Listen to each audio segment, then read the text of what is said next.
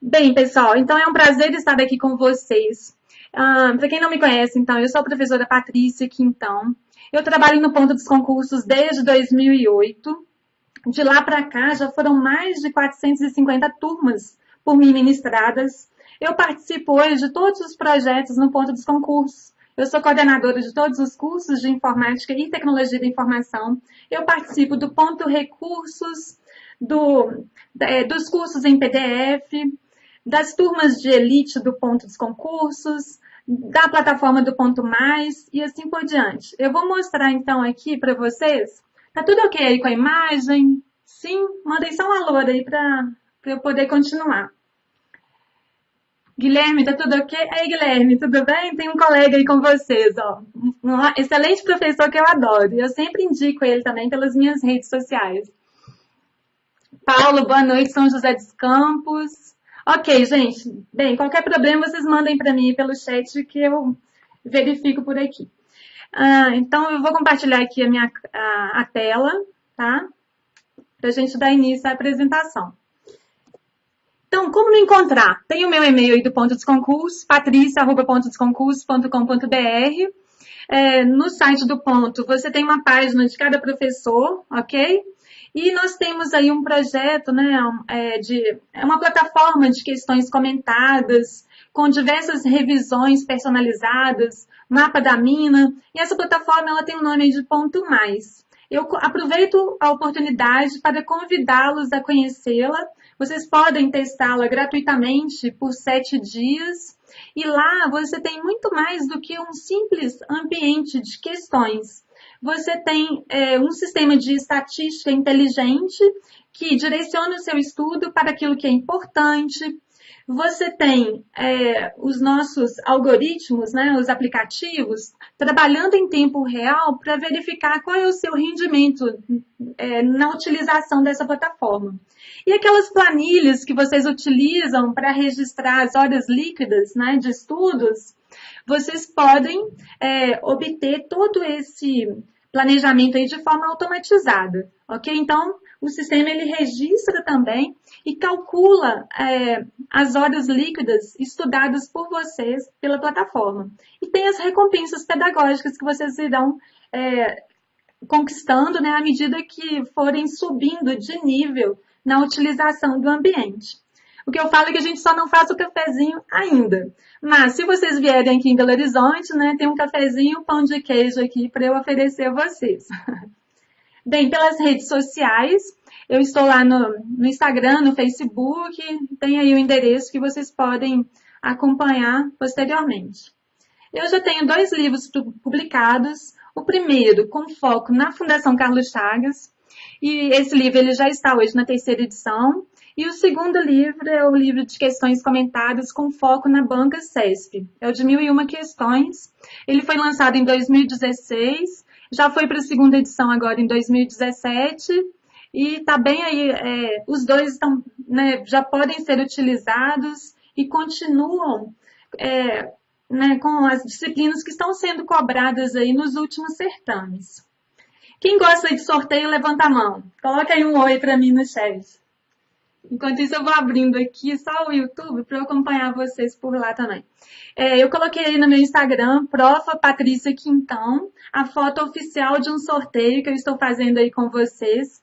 Esse sorteio é de 3 livros de minha autoria, né, e será um prazer aí vê-los participando. E tomara que vocês tenham bastante sorte, né, e possam ser aí, conquistar esse material e direcioná-lo também para os 2 colegas por vocês indicados. Então, curtam lá, Prova Patrícia Quintão e o Instagram do Ponto dos Concursos, que é o Ponto dos Concursos Oficial. Bem, pessoal, e falando em Black Friday, a gente está disponibilizando a partir de hoje, né? Aproveitem aí o bônus de 20% de desconto que já está aí disponível para vocês utilizarem. Beleza? Então, Black 2017 é a palavra-chave. Se vocês tiverem quaisquer dúvidas aí, falem conosco, né? Vocês têm aí o meu endereço no Facebook, no Instagram. Vocês podem falar com a coordenação do ponto que a gente vai estar aí apoiando vocês. O Ícaro já disponibilizou para vocês aí o PDF do nosso webinário de hoje. Então, baixem lá para vocês poderem prestar bastante atenção, né, e seguirem aí as dicas que eu vou passar para vocês. Bem, então o objetivo hoje é focar no que é mais cobrado, né, nos certames, com foco na banca CESP. E aí, pensando na Polícia Rodoviária Federal, no MPU e na Câmara dos Deputados, que são 3 grandes certames, né, de grande valor e responsabilidade, então é preciso muito estudo, muita força de vontade, né, e a utilização de materiais corretos, adequados, que realmente irão abordar o conteúdo que será necessário na sua prova. Geralmente, o edital que está vindo aí nesses 3 certames, eles envolvem os temas que eu disponibilizei para vocês aí. Então, é o sistema operacional Linux, Windows. O Windows, vocês já podem dar preferência para o Windows 10, o Windows 8 e o 7 ainda né, cai bastante. Tem vindo aí questões recentes desses 3 sistemas. O LibreOffice. Então, né, a gente vai estar estudando aí o Writer, o Calc, o Impress, redes de computadores. E aí, né, para esses 3 concursos, eu aprofundaria mais um pouquinho nesse tema, principalmente aí em alguns conceitos novos que envolvem internet e redes. Tá? Alguns eu já vou mostrar aqui hoje. Internet e intranet é um tema recordista, cai, né, bastante.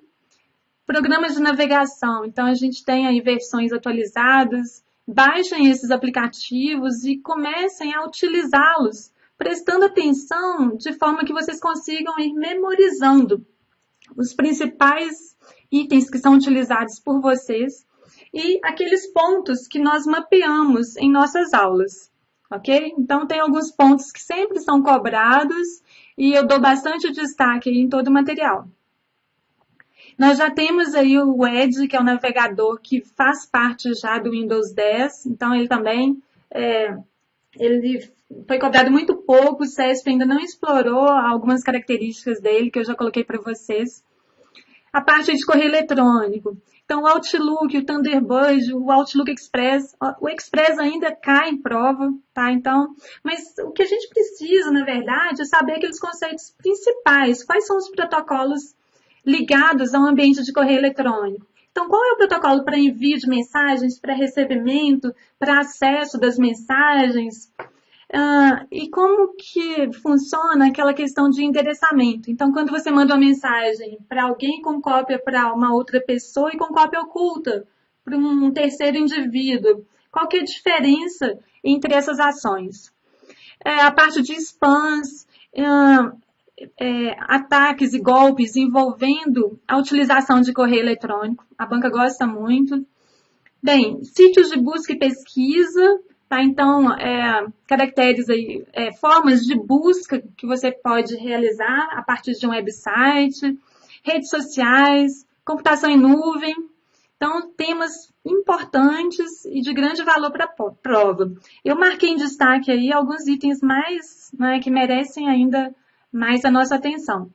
A parte de gerenciamento de arquivos, pastas e programas e segurança da informação. Então, hoje eu optei por algumas questões que eu escolhi nesse universo de temas, ok? Então, vamos lá. Se eu estiver falando muito rápido ou devagar demais, vocês podem mandar aí que eu estou acompanhando vocês por um outro terminal aqui do lado. Em relação a vírus, worms e pragas virtuais, julgue o item seguinte. Bem, pessoal, então vamos lá. Na prova de informática, você vai começar a marcar as palavras-chave que aparecem aí no enunciado, tá? Para você já ir tentando identificar a resposta. Então, eu vou marcar aqui, eu vou colocar o pincel, o marca-texto, para a gente poder ir vendo. Não há diferença, seja conceitual, seja prática, entre worms e vírus. Ambos são arquivos maliciosos. Arquivos maliciosos é ok. O que é um arquivo malicioso? A banca, esse termo, né, vem muito em prova como malware. Então, dentro aí dos malwares, nós temos uma infinidade de elementos maliciosos que podem aparecer. Os vírus, os worms, os cavalos de Troia, o ransomware, né? O keylogger, o screenlogger e assim por diante. Eu fiz um mapa mental que eu vou detalhar ele aqui para vocês. É preciso saber a diferença entre cada um desses códigos maliciosos? Sim, a banca explora muito, tá? Rootkits é um código que é muito cobrado aí pelo CESP. Então, vamos lá, não há diferença? Errado, tá? Então, aqui a gente já pode invalidar. Então, quando vem uma negação aqui em uma assertiva, a gente já vai ligar o nosso alerta, porque geralmente, né, é algo aí que a banca já vai considerar como inadequado. Então, há diferença entre worms e vírus, e eles, continuando a frase, utilizam a mesma forma para infectar outros computadores? Não, vamos ver então a diferença entre eles. Então, pessoal, o vírus, ele é um programa, ou parte de um programa, e ele vai se anexar a um arquivo de programa qualquer, ok? E ele propaga-se tornando-se parte de outros programas. E um ponto importante aqui, ó, ele depende da execução do programa ou arquivo para ser ativado. Então, aqui a gente tem uma grande diferença com relação aos worms. O worm, ele se propaga pela rede explorando vulnerabilidades. E ele se propaga de forma automática. Ele não depende do usuário para se propagar. Quem acompanhou aí os ataques cibernéticos que aconteceram recentemente? Alguém lembra aí qual que é o nome da ameaça que foi reportada nesses ataques cibernéticos?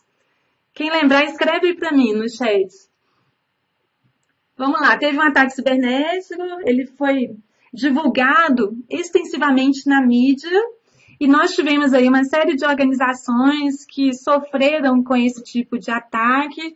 E vocês lembram qual era o tipo de ameaça que era o alvo desse, né, que era utilizada nesse ataque? Então, nós tivemos aí, nesse caso, o WannaCry. O WannaCry, ele é um ransomware. Então, o que é um ransomware? É um programa que vai criptografar o disco inteiro ou parte do seu disco. E aí vai ficar difícil para você ter acesso aos dados, a menos que você pague um resgate. Só que o pagamento desse resgate não é garantia de liberação dos dados. Muitas empresas pagaram para obter os dados e não tiveram os seus arquivos desbloqueados. Mas o que eu queria chegar é o seguinte, ele é também um tipo de worm. Então, pessoal, o que acontece? Quando Deixa só eu sair daqui, para eu voltar aqui para vocês. Quando esse worm, ele estava lá na Rússia, como eu sou também gerente da área de segurança, eu identifiquei que ele era uma ameaça do tipo ransomware mais worm. Se era um worm, em algumas horas ele poderia chegar no Brasil. E assim foi. Então, num determinado momento, por volta de 10 horas da manhã, essa ameaça começou-se a explorar brechas de segurança na Rússia e foi se propagando aí por outros países. E em 2 horas ela já havia chegado aqui no Brasil, já estava pagando equipamentos no TJ São Paulo, no Tribunal de Contas e diversas outras aí instituições, né? Graças a Deus nós conseguimos aí agir e não fomos vítimas dessa ameaça, tá? Mas fiquem ligados porque é uma ameaça que não foi cobrada ainda pela banca e com certeza em breve, né, nós já teremos questões relacionadas a esse tipo de código malicioso. Ok? Então, a gente pode lembrar que o worm, ele é um programa, ele não embute cópias de si mesmo em outros programas ou arquivos, ele se propaga automaticamente pelas redes, enviando cópias de si mesmo, né, de computador para computador. E ele não necessita ser executado para se propagar, ok? Então, vamos voltar aqui, eu vou colocar de novo a tela. E a gente vai continuar. Nós já vimos que aquela questão ela é errada. Bem, acerca de procedimentos de segurança e de ensino à distância, julgue o item subsecutivo. Botnets. Olha, outro termo importante aqui. Deixa eu pegar a canetinha. Botnets. Então, ó, eu tenho aqui net, vem de redes, e bot é um tipo de ameaça, tá? É uma rede, ok, formada por inúmeros computadores zumbis. Ok, computadores zumbis são aqueles são máquinas que são comandadas remotamente por um criminoso, porque ela tem uma ameaça do tipo bot, tá? Tá aí no nome da rede. E ela permite potencializar as ações danosas executadas pelos bots, está aqui a ameaça, ó, os quais são programas similares ao worm. Então, o bot ele é um tipo de worm que possui mecanismos de controle remoto. Então, ele permite que uma pessoa à distância consiga controlá-lo e enviar mensagens para essa rede de computadores zumbis contaminadas. Ok? Então, correta, e essa questão ela é ótima. Esse mapa mental eu sempre disponibilizo aí, cada vez eu atualizo ele mais. E ele é para você fechar com chaves de ouro esse assunto. Então, ele mostra que o mal ele pode ser vírus, um rootkit, um ransomware. E aí eu tenho um worm, tá? Eu posso ter um bot. Então, o bot ele é um worm. Olha aqui, ó. Ele é um worm. Uma rede com computadores infectados por bots, ela é chamada de rede zumbi. Olha o que a Bang explorou aí nessa prova. Ok? Eu tenho um cavalo de Troia, que quando executado com a sua autorização, ele parece executar alguma ação que é de seu conhecimento, por exemplo, uma proteção de tela. Mas por trás do cavalo de Troia, ele abre portas no seu computador para que ele possa ser invadido posteriormente. Então, ele pode até instalar backdoors na sua máquina, ok? E eu posso ter também o spyware, adware. O adware está ligado à parte de propagandas. O spyware é um programa espião. Então, dentre a categoria de spyware, eu posso ter um keylogger, um screenlogger, o adware e o trackware, que foi cobrado também recentemente pela banca. Então, se você não sabe a diferença entre eles, peguem esse mapa mental aí e devorem esse mapa, tá? Deixem ele aí na porta do banheiro, aonde vocês frequentam aí com mais frequência para vocês poderem decorá-lo, ok? E entender a diferença aí. E um outro ponto importante aqui para a banca, tá? É o rootkit. O rootkit, ele tem como intenção se camuflar. Ele quer ficar escondidinho nessa máquina, assegurando que ele tenha presença nesse computador comprometido. E aí, em determinado momento, ele entra em ação, executando algumas ações. E ele quer que não seja identificado pelo antivírus. Bem, vamos para a próxima questão. Diversos vírus de computadores são criados diariamente e muitos não são detectados por ferramentas antivírus. Então, vamos lá o que a banca informou. Para tentar prevenir... Deixa eu ver, tem gente aqui falando...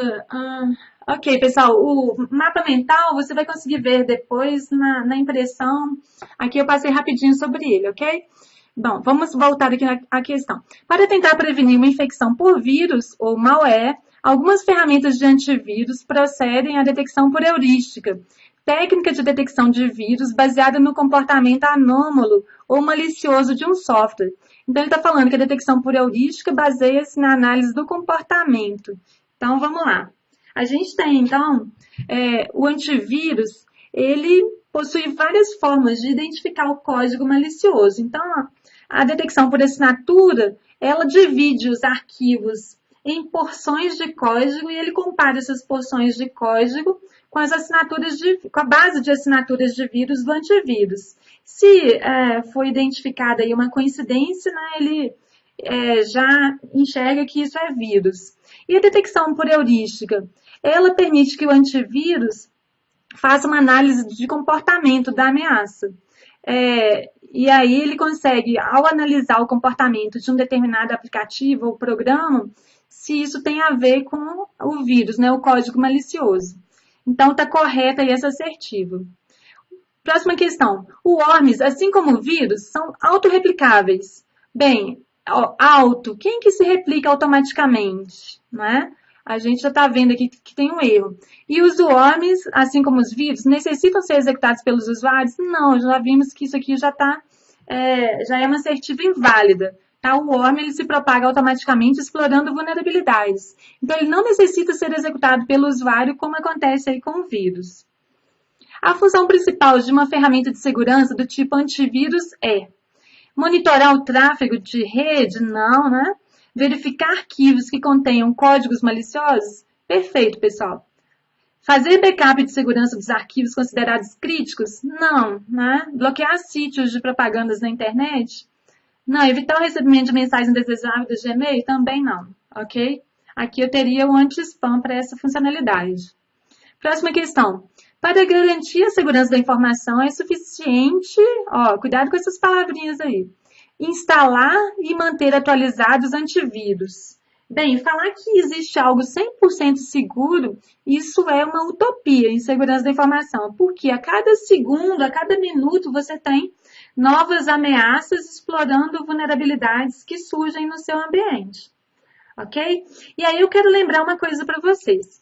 A segurança da informação, ela busca proteger os ativos. Ativo é o que tem valor para a organização. Então, o notebook é um ativo, o diretor-presidente, ele é um usuário para a rede, então ele é considerado um ativo do ponto de vista de segurança. Os funcionários que trabalham na organização são considerados ativos, ok? Então, o elo mais fraco da segurança hoje são as pessoas. Elas que, por descuido ou por falta de conscientização, escrevem senhas em post-its e pregam isso debaixo do teclado, colocam a senha em um quadro. Ninguém nunca fez isso aí, não, né? Levanta a mão aí para mim quem já fez algo do tipo. Os usuários, eles utilizam senhas triviais, sequência de números, nome de placa de carro, número de telefone, nome do filho e assim por diante. Eu tenho certeza que eu já descobri a maior parte aí das senhas de vocês. Certo ou errado aí?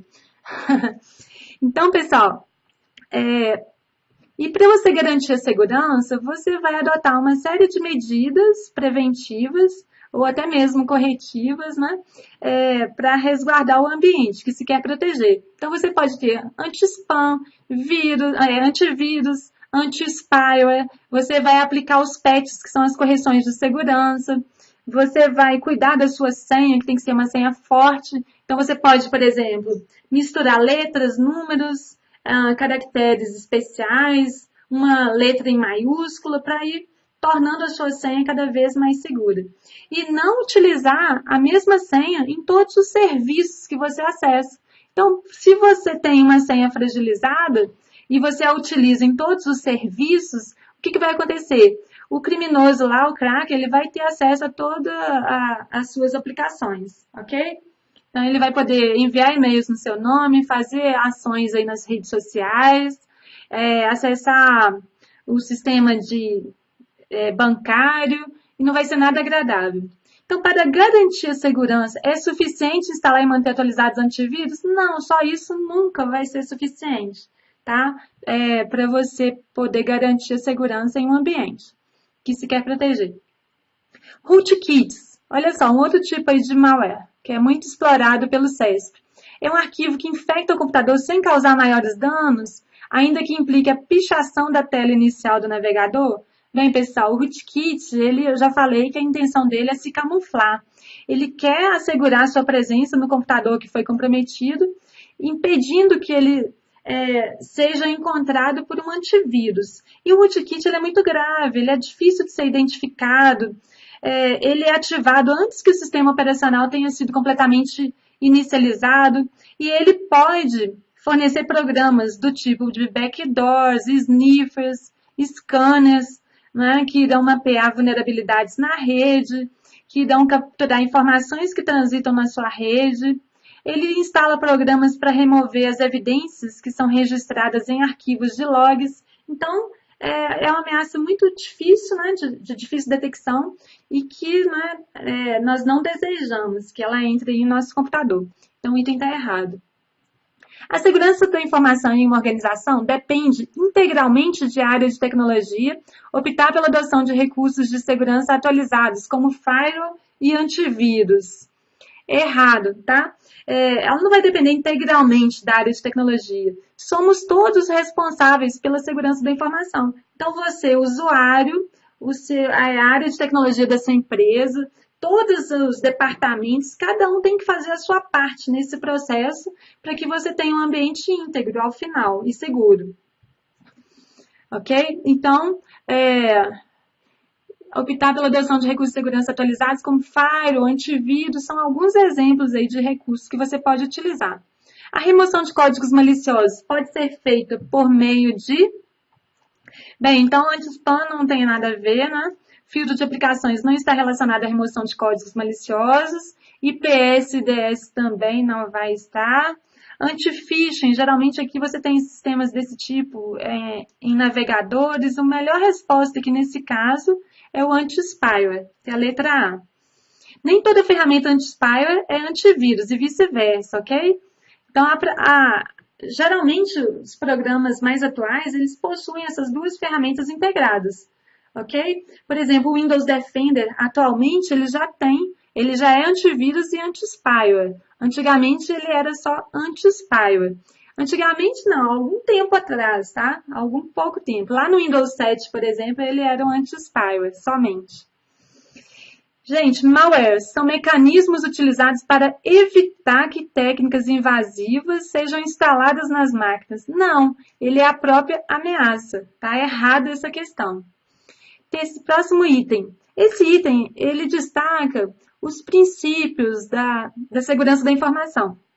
Então, nós temos aí integridade, confidencialidade e disponibilidade como conceitos fundamentais de segurança da informação adotados na prática nos ambientes tecnológicos. Ok. A partir de um conjunto de tecnologias, como, por exemplo, então ele está fornecendo aqui tecnologias que você pode utilizar para garantir esses princípios da segurança da informação. E aí a gente vai ter que lembrar do CID. Esse mnemônico aqui, ele é muito importante. Ele pode vir como CID, eu posso ter aqui acrescentar a autenticidade, então já vai para SIDA. Então, vamos lá. O que é o C? O C vem de confidencialidade ou sigilo. O I de integridade, o D de disponibilidade. Se a banca acrescentar o A, eu já tenho aqui o A de autenticidade. Eu posso ter um CIDAL, acrescentando aqui a legalidade. Ok? Então, tem vários princípios aí de segurança. E aí, a galera já está se manifestando aí, que já conhece. Os três mais importantes são o SIDA. Então, vamos lá. O CID, né? Que é a tríade da segurança da informação. Então, confidencialidade ou sigilo. Imagina o seguinte, eu tenho o meu notebook aqui e eu criei a minha declaração do imposto de renda. Então, alguém entrou aqui no meu equipamento e leu os dados da minha declaração do imposto de renda. Qual foi o princípio aí que conseguimos quebrar nesse momento? O princípio da confidencialidade, porque ela teve acesso a uma informação que não é pertinente a ela. E além disso, ao invés de somente ler, ela não se sentiu confortável, então ela resolveu alterar a minha declaração do imposto de renda. Então, ao invés de falar que a professora Patrícia recebeu $1 milhão, quem me dera, ela falou que a Patrícia recebeu $10 milhões. Então, a informação que foi armazenada não é a informação que será recuperada. Então, com isso, eu tive a quebra da integridade. Bem, no momento, então, de enviar a declaração para o site da Receita Federal, o site estava fora do ar. Isso já aconteceu com alguém aí? Sim ou não? Então, nesse momento, houve a quebra da disponibilidade. Então, todo aquele ambiente necessário para receber as declarações, ele não se encontrava disponível para o usuário utilizar. Então, houve a quebra desse princípio. Então, a banca, nessa questão, ela explorou o princípio e as medidas de controle que podem ser adotadas para nos resguardar com relação a esses princípios. Então, ela associou a criptografia, que está ligada aí ao sigilo, né? A confidencialidade, ok. Ela ligou a autenticação de usuários à integridade. Então, se eu consigo aqui identificar um usuário, autenticar esse usuário e dar o acesso correto aos recursos, eu vou poder garantir que a informação não vai ser alterada e você tem, então, uma informação íntegra. E eu posso ter aí a garantia de que a informação que foi armazenada é a que será recuperada. Ok. E a disponibilidade, pessoal? Então, é o seguinte, eu vou dar um exemplo prático aí para vocês. Todo mundo aí tem um equipamento. Imagina que esse equipamento aí de vocês, ele ficou fora do ar. Então, deu uma pane, você foi invadido aí por uma ameaça do tipo ransomware, que, por exemplo, o WannaCry, e ele criptografou os dados do seu disco rígido. Como que você vai recuperar os dados, né? A partir desse incidente de segurança que aconteceu com você? Eu espero que ninguém tenha passado por isso. Como que eu posso recuperar os dados? Nesse caso, você não vai pagar o resgate. O resgate não o pagamento do resgate não é garantia de recuperação dos dados. Então, você vai rezar para ter uma cópia de segurança atualizada dos seus dados, para você poder ter acesso novamente a esses dados e as informações que você tem, porventura, aí no seu computador. Então, isso aí, pessoal, é um plano de contingência. Se der errado, se o seu computador der problema, como que você vai conseguir utilizar esse equipamento novamente no menor espaço de tempo possível, ok? De forma a não ter prejuízo com relação à perda de informações. Então, o plano de contingência, ou plano de continuidade de negócios, ele nos permite restaurar o ambiente à normalidade para que você possa utilizá-lo. Então, isso está relacionado à disponibilidade. E o uso de equipamentos redundantes. Isso aqui também é chamado de spare, tá? Então, spare são equipamentos de backup, ok? Eu tenho, por exemplo, mais de um switch, mais de um roteador na minha rede, porque caso um deles aí dê problema, eu posso colocar o outro equipamento, né, no seu lugar, sem maiores danos ao usuário final. Bom, pessoal, vamos lá então. A gente tem aí alguns conceitos também importantes, como a diferença entre internet, intranet e extranet. Então, resumindo aqui, a gente tem que a internet é uma rede de acesso público, a intranet ela é de acesso restrito a um certo público, geralmente os funcionários de uma empresa, e ela está ligada a usuários da rede interna, e a extranet é quando você libera acesso à sua intranet para fora da organização. Então, essa questão fala o seguinte: as empresas estão cada vez mais necessitando centralizar suas informações e melhorar os métodos de comunicação interna para reduzir custos. A intranet pode possibilitar isso, além de tudo o que a própria internet dispõe. Porém, a principal diferença entre ambas é que quem é restrita a um certo público é a intranet. A intranet ela é restrita e, nesse caso, os colaboradores podem acessá-la com o nome de usuário e senha devidamente validados. Ok. Geralmente, este acesso é feito em um servidor de quem? Da rede local da empresa. Ok? Então, essa diferença aí entre internet e intranet, ela é recordista em prova, tá? Estudem isso bem, porque é muito importante. E nós já temos aí a Deep Web. Alguém aí já ouviu falar nesse termo, né? A web profunda. Então, observe aqui, você tem a internet com os diversos sites que são acessados por vocês, e esses sites estão disponíveis aqui, ó, a partir dos motores de busca do Google. Então, são páginas indexadas que você consegue chegar até elas a partir de uma pesquisa que você faz no seu computador. Só que existe aí um universo digital escondido, que são sites aí criptografados, protegidos por senha, e nesse caso aí, eles só serão acessados, né, por pessoas que conhecem o caminho para chegar até eles.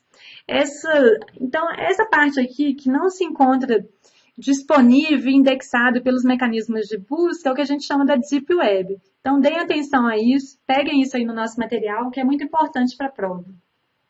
Cookies, pessoal, o que são cookies?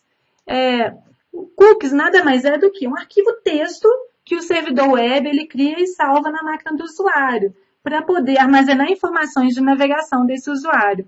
Então, quando você entra num site, ele te cumprimenta pelo nome, ele manda para você propagandas personalizadas de acordo com o seu interesse. Por exemplo, ele manda só aulas de concursos, livros relacionados a concursos. Ou se você gosta de culinária, ele manda lá os cursos e materiais relacionados a culinária. Isso tudo porque graças aos cookies. Eles que armazenam essas informações. Então, quando você for acessar o site novamente, ele já vai mapear o seu perfil e te mandar as diferenças aí disso tudo. Então, vamos lá. Cookies são listas com endereços de sites com conteúdos impróprios? Não. Pequenas listas contendo sites e endereços visitados anteriormente? Não. Arquivos temporários? Arquivos temporários como páginas, imagens, vídeos? Não, ó. Pequenos arquivos de texto, até aqui ok. Que os sites gravam, ó, os sites ou o servidor web, né, que é onde os sites estão armazenados, gravam no computador de quem? Do usuário. Ó, atenção aqui. E que são utilizados geralmente para guardar suas preferências de navegação. Ok, tá?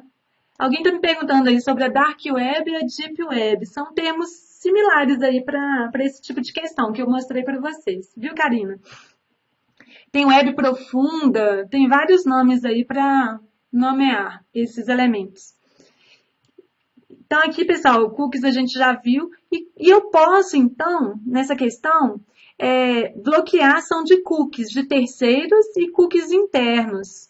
Então, vamos lá. Aqui eu coloquei as telas do Internet Explorer 11. Se você for na barra de menu, em ferramentas, você pode acessar opções da internet e lá na aba privacidade, no botão avançado, nós temos essa configuração dos cookies de privacidade. Ó.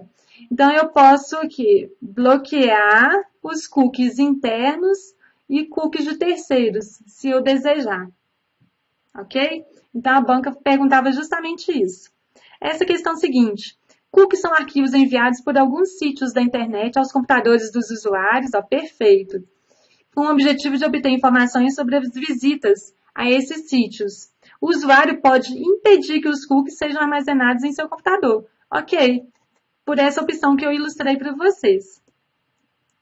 A questão seguinte, é procedimento correto de segurança realizar transações bancárias usando computadores diferentes? Não, isso não é uma boa prática, porque você não sabe como é que se encontra as configurações de segurança desses equipamentos. O ideal é que você faça essas transações na sua máquina, em uma máquina confiável, né?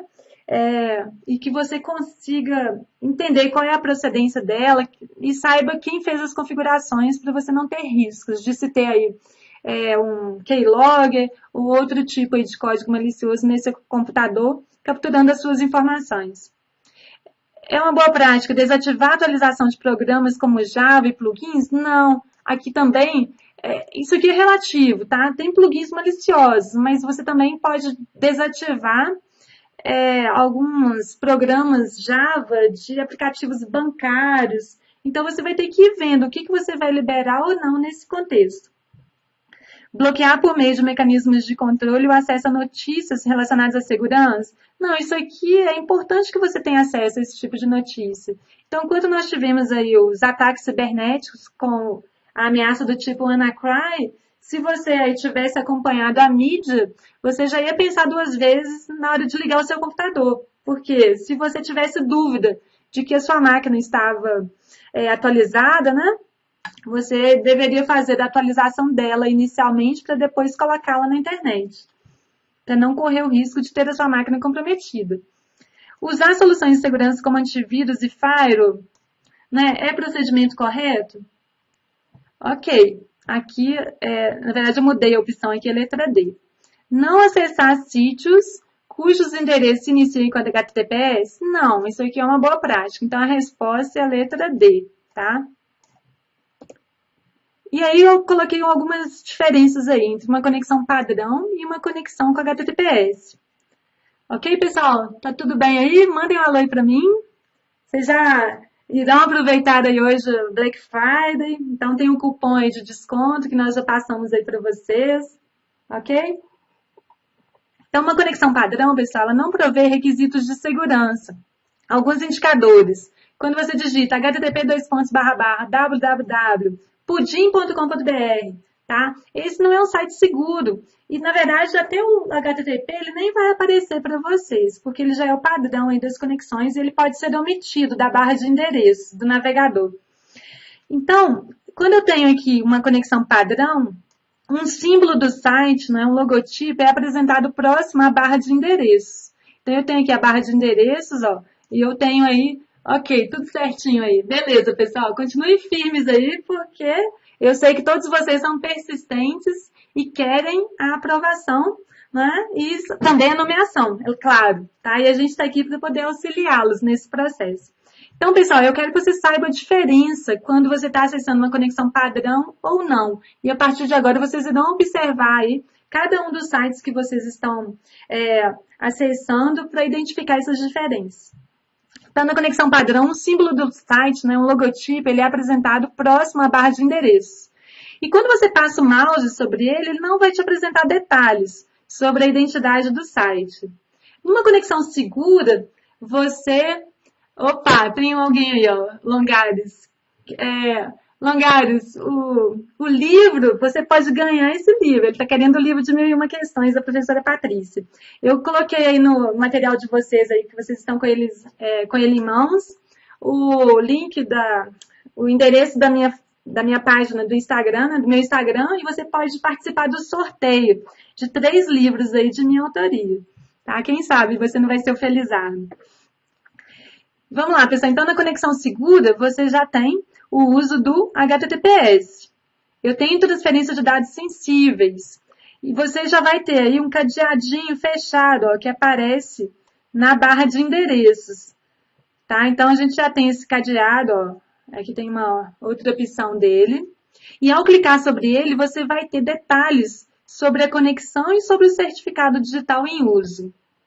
Ok? Então, muita atenção aí, que isso já é uma diferença em relação à conexão padrão. E você tem que memorizar essa cor aqui, professor? Tem, ok? Você tem um recorte colorido, branco ou azul, ó, com o nome do domínio do site sendo mostrado ao lado da barra de endereço. Então, eu já tenho aqui um recorte, ó, branco ou azul sendo ilustrado à esquerda. Quando você passa o mouse ou clica sobre ele, você tem dados sobre a conexão e sobre o certificado digital em uso. Olha aí o Chrome, ele já mostra para vocês. Quando o site é seguro, ele coloca um cadeadinho na cor verde. Se eu tenho algo aí considerado como perigoso ou não seguro, ele já mostra para vocês um outro símbolo.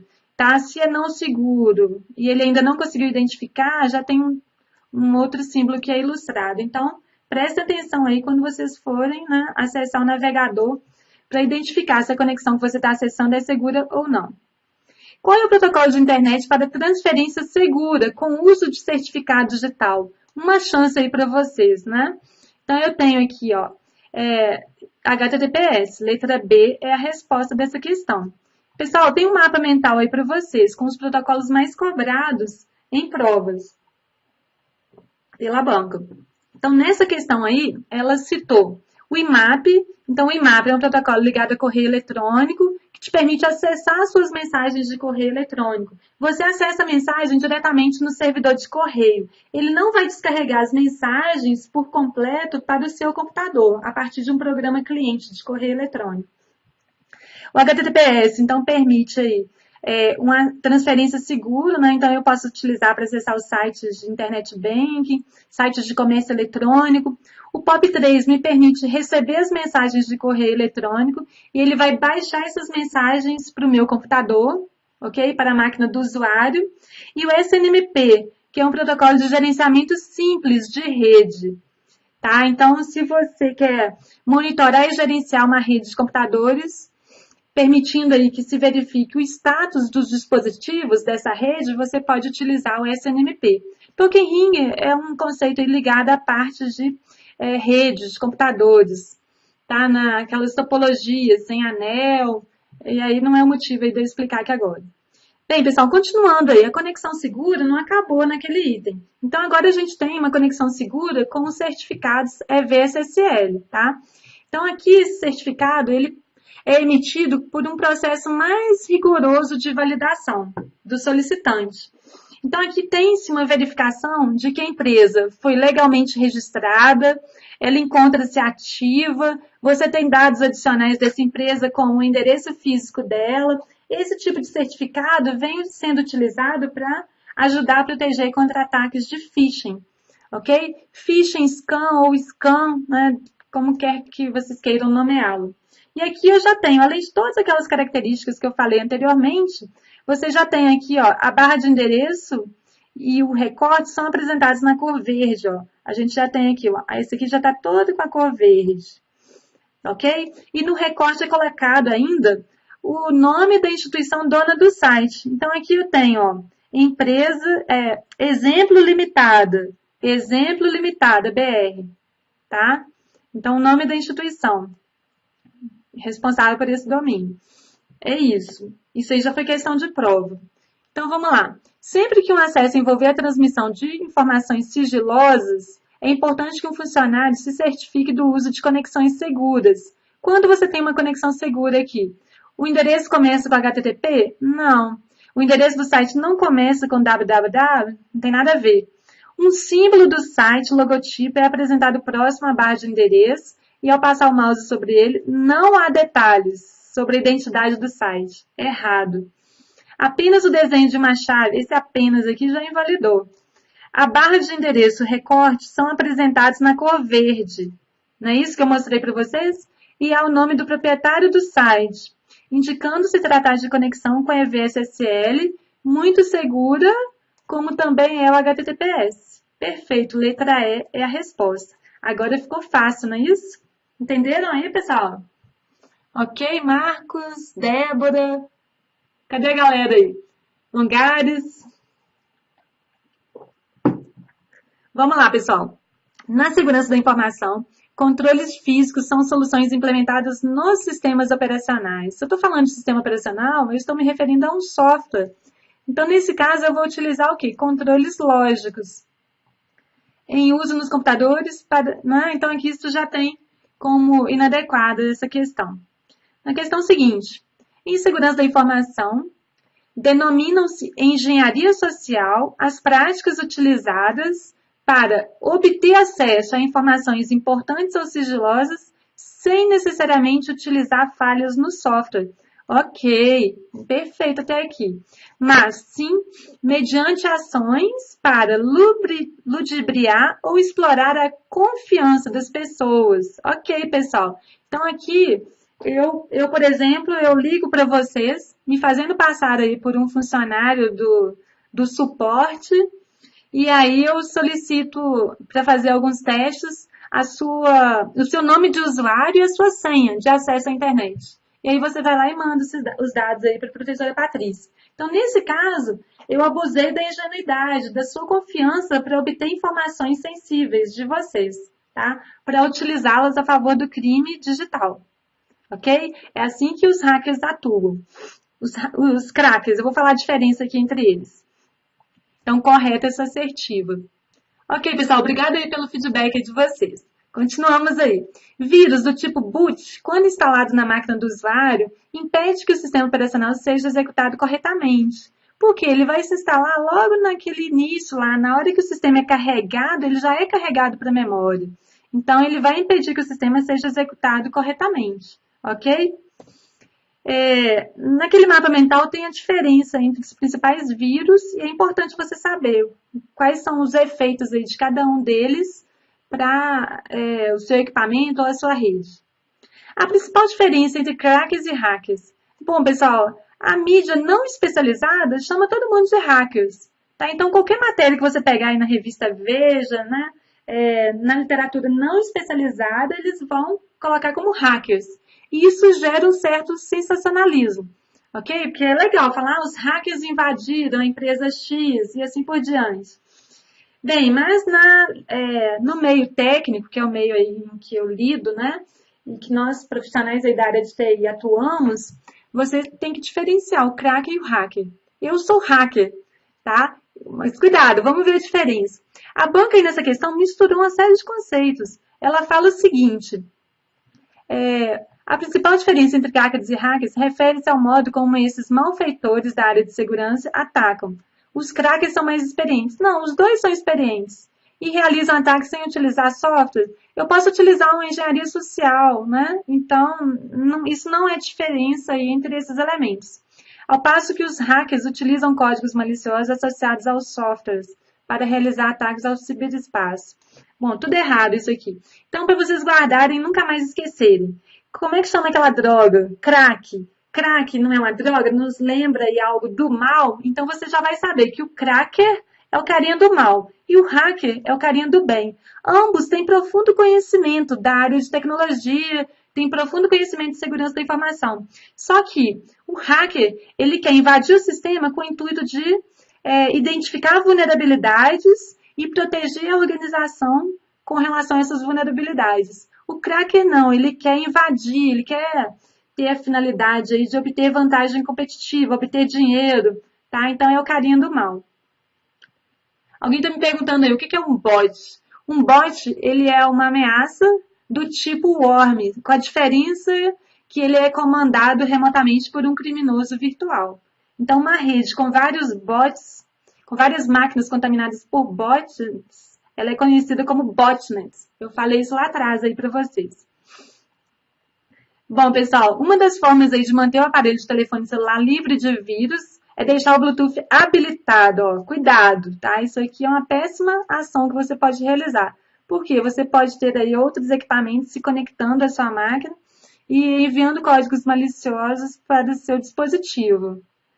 E o Bluetooth habilitado vai identificar possíveis anexos às mensagens, não tem nada a ver, o que a banca falou aqui.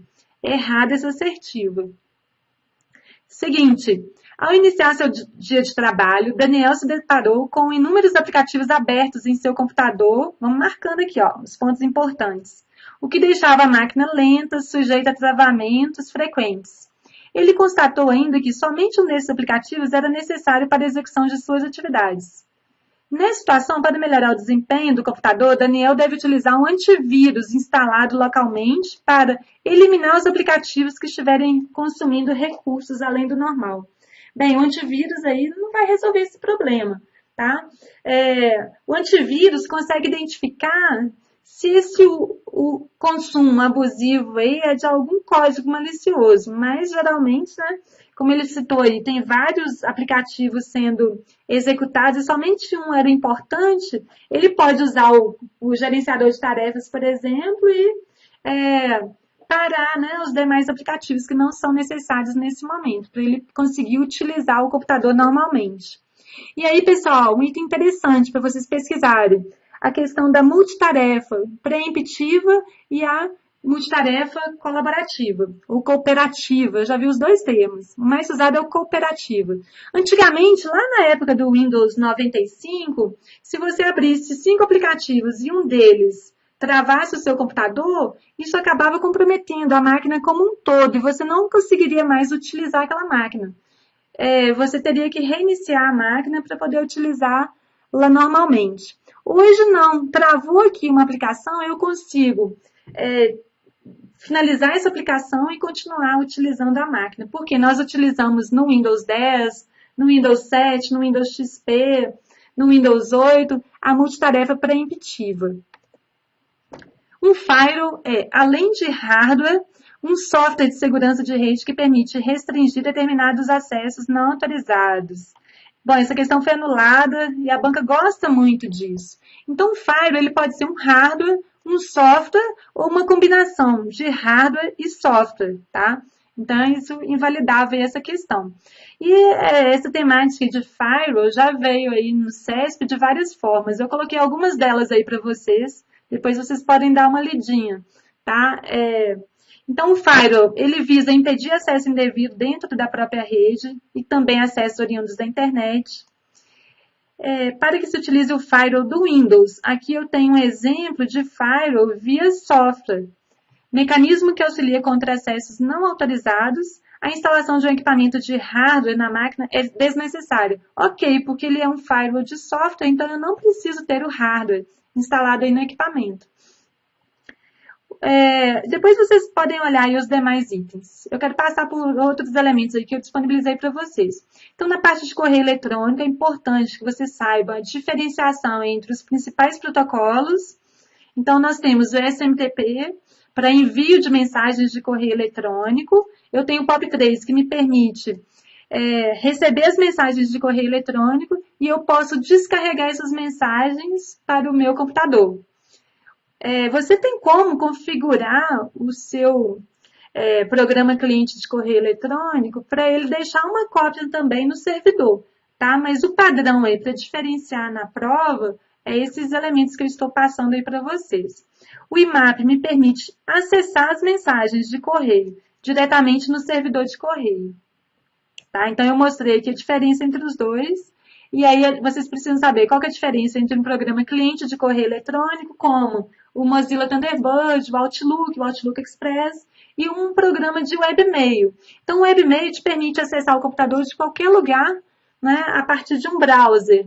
E se esse computador estiver conectado à internet. No webmail, as mensagens residem no servidor e não no seu computador. Então, se você tem uma máquina que é compartilhada por vários usuários, o ideal é que vocês utilizem o webmail, tá? Para não quebrar essa privacidade. É claro que cada um vai ter um usuário e uma senha nesse computador. Então, na hora de acessar o seu usuário, você vai abrir a sua conta com as suas configurações, mas o mais indicado aí nesse caso seria o webmail. E aí, pessoal, a diferença entre MTA e MUA. Tá? Então, aqui, o MUA, eu tenho o de usuário.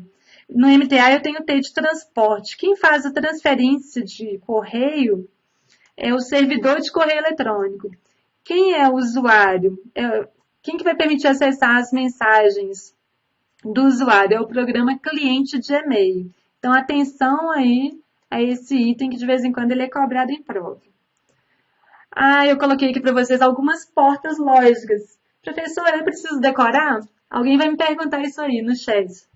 Bem, pessoal, então o que eu vou dizer para vocês é que a gente tem 65.536 portas. E eu só coloquei essas aí para vocês. É legal que vocês decorem, ok? Principalmente as portas relacionadas ao FTP, que são duas portas, a porta 20 e a 21. O SSH, lembra? Tem dois S aqui, ó. Eu já vou lembrar de 22. Então, nunca mais vocês vão esquecer. Telnet, a porta 23.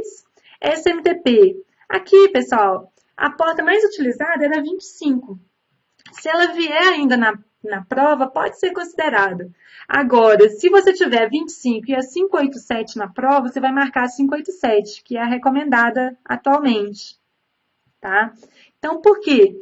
A porta 25, ela possui uma vulnerabilidade maior a ataques e a interceptação de mensagens, porque ela não exigia a autenticação para envio de mensagens. Ao contrário da porta 587, que já solicita essa autenticação na hora de enviar as mensagens de correio. Então, isso evita riscos de invasão e o envio de spams, tá? Então, a 587 é a recomendada. HTTP porta 80, POP3 110 e MAP, ó, já lembra do 1 aqui, ó, 143 e HTTPS 443. Se estiver difícil para memorizar, então vamos guardar as duas portas do FTP, a do SSH, a do SMTP, do HTTP e do POP3. No mínimo essas, ok? Então vamos lá. BIOD. Quem já ouviu falar nesse tema aí? Quem já utiliza esse tipo de tecnologia, né? Dentro aí do seu ambiente de trabalho? Então, no BIOD, eu consigo levar para dentro da minha organização aparelhos pessoais. Então, eu pego no meu notebook de casa e levo para o meu trabalho, para eu utilizar profissionalmente no meu ambiente de trabalho. Tem vantagens e riscos envolvidos a essa utilização. Então, vantagens para a empresa. A empresa ela tem economia na compra de dispositivos. Então, o usuário, ele já está mais familiarizado com aquela máquina, então vai ser mais fácil para ele poder utilizá-la. E você pode ter equipamentos superiores aos equipamentos que você utilizaria no seu ambiente de trabalho. Eu mesma, se eu levar o meu notebook, eu vou produzir muito mais, porque eu tenho aqui uma máquina bem mais potente, né, do que a máquina que eu utilizo no meu trabalho. Por outro lado, para a empresa, você tem uma série de riscos. Então, ó, riscos aqui que eu estou falando para a empresa, tá? Estou mencionando esse tipo de risco nesse momento. Então, o que acontece? Você vai ter o funcionário colocando dados confidenciais da empresa nos equipamentos pessoais.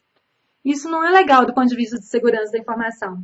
E ainda, eu posso ter um vírus no meu computador e na hora que eu colocar minha máquina na rede, eu posso aí contaminar a rede da empresa a partir desse código malicioso que se encontra instalado no meu equipamento.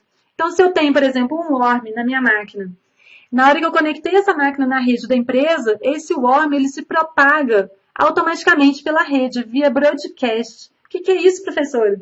O broadcast é quando você tem um envio de pacotes para todas as máquinas da sua rede. E todas aquelas máquinas que estão vulneráveis irão receber esse código malicioso. E aí a coisa se complica, porque eu vou ter lentidão nessa rede e eu vou ter a propagação dessa ameaça pela rede a partir do meu equipamento pessoal que foi inserido na rede da empresa, ok? Pessoal, tá acabando aí, tá? São 60 slides, a gente já tá no 53. Segurem firmes aí comigo até o final. Tô vendo que a galera tá toda aí, né? Conectada e firme aí nos seus objetivos. A IoT, então a internet das coisas. A gente já tem um conceito de internet de todas as coisas, né? Esse é um tema bem legal também. Já tem vários cursos aí, então isso vai começar a cair quente em provas aí no futuro bem próximo. Então, você tem dispositivos equipados com sensores, captando determinados aspectos como temperatura, umidade, sensor de presença. E esses sensores enviam para uma determinada central essas informações. Tá? Então, eu consigo, por exemplo, remotamente verificar o que está faltando na minha geladeira. Eu consigo desligar a babá eletrônica no quarto do meu filho. Eu consigo visualizar de fora, né, aquele dispositivo. Então, tem vantagens e desvantagens. Imagina também se um cracker invade a babá eletrônica da minha residência e começa a mandar mensagens para o meu filhinho lá no quarto, tá? Então, eu até já vi um vídeo que eu fiquei muito impressionada, que falava justamente isso.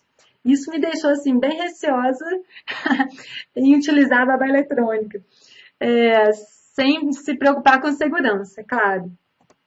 Então, pessoal, opa, fechamos, ó. Então é o seguinte, não limite os seus sonhos. Quanto mais você sonha, mais longe você chega, não é isso? Deixa eu voltar aqui a imagem. Então, quanto mais você sonha, mais longe você chega. Eu acho que nós somos capazes de fazer tudo, de fazer com que todos os nossos sonhos, nossos desejos, eles se tornem realidade. Basta o quê? Muito esforço, muita, né, perseverança, muitas horas, né, na cadeira aí, debruçados sobre os livros, sobre os materiais de qualidade, para vocês conseguirem aí captar os principais pontos que são cobrados pela banca. Eu coloquei aí uma frase para vocês que é o seguinte: seus pensamentos atuais estão criando sua vida futura. Aquilo em que você mais pensa ou se concentra se manifestará como a sua vida. Então, qual é o seu sonho? Eu pergunto para vocês, você já tem isso bem delimitado? Né? Porque é isso que irá te mover à realização aí dos seus objetivos. Tá? Se você tiver isso bem claro na sua mente, na hora que você tiver um colega lá te chamando para o final de semana, te chamando para o cineminha, te chamando aí para jogar tênis, para, né, ir para a piscina, aí você vai lembrar da sua meta e do seu grande objetivo. É isso que vai te manter aí conectado conosco aí nessa missão, né, para você atingir o objetivo tanto esperado, ok? Eu sempre coloco aí algumas mensagens que eu lido com os meus alunos de coaching. Então, o que te leva ao sucesso? Eu coloquei aí para vocês. A paixão naquilo que você faz, ok? O trabalho duro, o foco naquele objetivo, a persistência para não, né, dar razão às adversidades que surgem pelo caminho, a confiança, né, você está no caminho certo, é isso que você acredita, então, né, persista nesse caminho, com muito esforço e determinação. Eu tenho certeza aí de que o resultado será o melhor possível aí, se você seguir todos esses conselhos, ok? Mandem um alô para mim para eu acompanhar vocês pelo chat. Gostaram aí da nossa revisão? Em uma hora, né, eu tive que escolher alguns assuntos aí de importância para passar para vocês. Mas a ideia é que a gente tenha vários webinários pela frente. Vocês podem até me mandar algumas dicas aí do que vocês querem, que eu vou me organizando aqui para passar esse conhecimento, tá? É sempre um prazer fazer parte aí com todos vocês dessa trajetória de muito sucesso. Nós ficamos aqui na retaguarda, né, no background, criando os materiais, criando as dicas, criando os mapas mentais, para vocês gabaritarem as provas. De algum jeito vocês irão memorizar aquilo que é importante. E esse é o nosso grande objetivo. Mas o meu objetivo maior é que vocês realizem os sonhos, né, de todos vocês. Eu estou vendo aí a galera? Ok. Ô, Leonardo, quando será o outro? Eu já vou organizar aqui com ponto para a gente já divulgar em breve. Pessoal, eu coloquei aí no material o link, né, o meu Instagram, Profa Patrícia Quintão. Passem lá agora, deem uma curtida nele, curtam a foto oficial do sorteio. Tá aqui, ó, eu tenho 3 livros. Tá aqui, esperando aí vocês para vocês receberem, tá? São 3 livros de 1001 questões comentadas com foco na banca CESP, ok? Que pode ser aí de vocês. Eu já deixei aqui separado do meu ladinho aqui para eu poder autografar e enviar para vocês em breve. Tá? Então, curtam lá a foto oficial, indiquem mais 2 amigos, curtam o Instagram do Ponto dos Concursos e aí vocês já estarão aí podendo concorrer. a esse material. Vocês gostaram aí? Deixa eu ver aqui, revisão legal. Pacote, o que vocês estão querendo? Pacote Office, Excel. Eu posso entrar aqui no sistema e mostrar o aplicativo diretamente, trabalhar as principais funções do Excel. Deixa eu ver o que mais que vocês estão sugerindo aí. 2018, ano da polícia. Isso mesmo, pessoal, é o ano de vocês, que vocês estarão chegando lá. Ok? Mais alguém quer falar alguma coisa? É isso. Então, agradeço aí a presença de todos, vocês ficarem aí conectados até o final. Isso nos motiva a fazer outros webinários e estar sempre aí trabalhando, né, determinados temas com vocês, ok? Valeu, pessoal. Então, boa noite aí a todos. Eu deixei aí os meus contatos. Caso tenha alguma dúvida e queiram aproveitar aí o desconto aí da Black Friday, tem 20% aí de desconto em todos os cursos. É só vocês já acessarem o site e escolherem o curso de vocês. No caso de informática, tem cursos aí para todos os principais certames. Então, tem o da Polícia Rodoviária Federal, o curso já está completo no site. O curso do MPU também. E eu estou criando hoje, eu vou liberar agora para vocês um novo curso para a Câmara dos Deputados. Tá?